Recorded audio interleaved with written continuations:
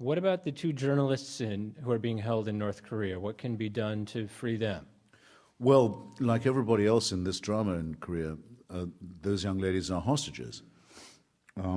Everyone in North Korea is a hostage by definition. They're slaves of the state. They're disposable robots and treated and considered as such. But unfortunately, so are the South Korean population because, as most of you will know, the capital city of South Korea, now at last, after a lot of struggle, capital city of a democracy, Seoul, is very, very near the border with North Korea. And it's believed by good judges that North Korea could destroy the capital city, Seoul,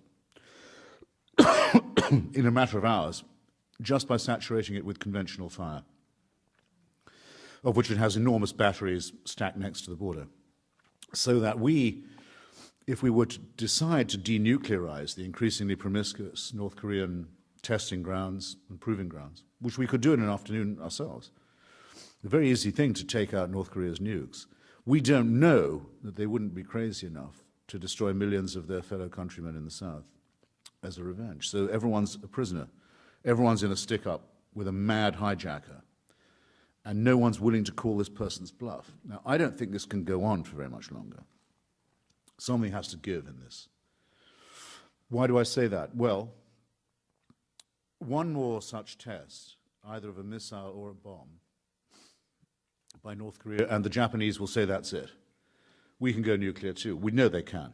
The Japanese have all the resources. They have all the stuff for a bomb. It's in different corners of the room. They just have to pass the resolution of their parliament, amend their constitution, put the pieces together.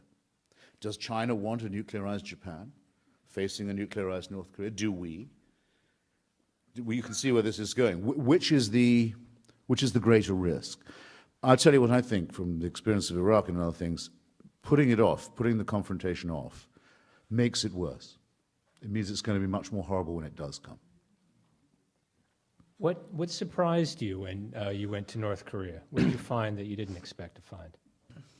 Well, as I say, the awful thing was the confirmation of the cliché. I mean, and again, the way that they commit what the Anglican Church calls acts of supererogation. In other words, doing things they don't really have to do. The first thing they tell you when you arrive is, don't make eye contact with anyone on the street.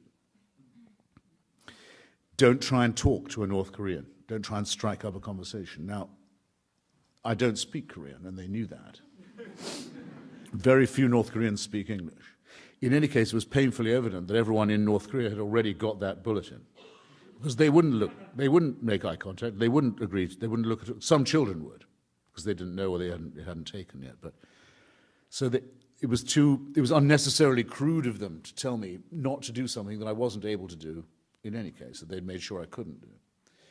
And it's not the way that you charm your visiting.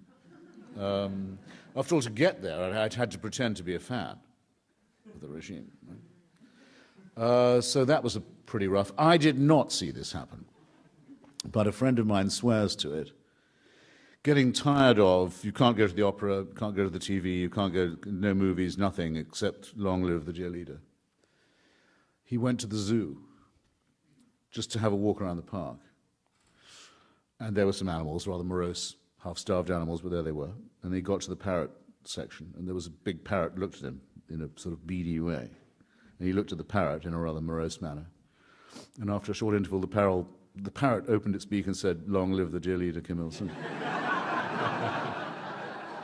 The only comment it felt able to make. I don't know, but I'll tell you what. I didn't see it, I can't swear to it, but I don't disbelieve it.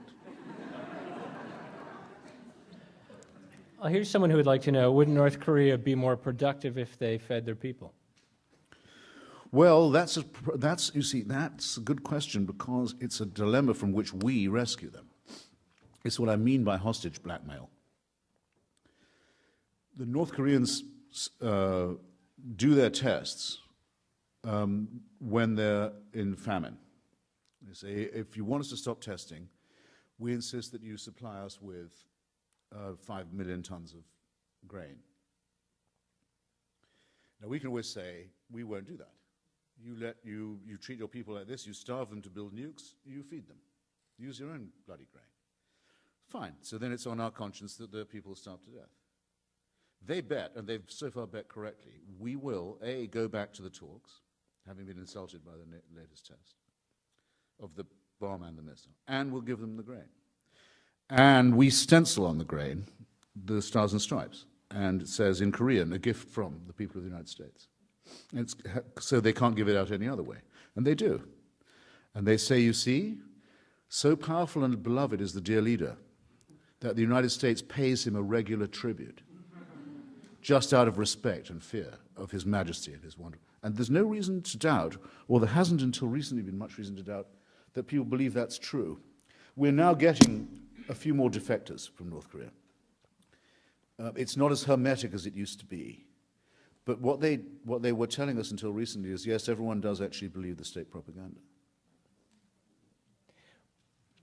What about... So the question was, what if they were to feed their people, would they do better? It doesn't arise. We do that for them. And they couldn't do it if they wanted to, because the only thing that works after a while in a totalitarian system, this happened in Iraq too, the only thing that works, you can't put a Band-Aid on the oil rigs. You can't do a thing about the pumps. You can't do a thing about the generators. But the secret police and the army go on working till the end. Now,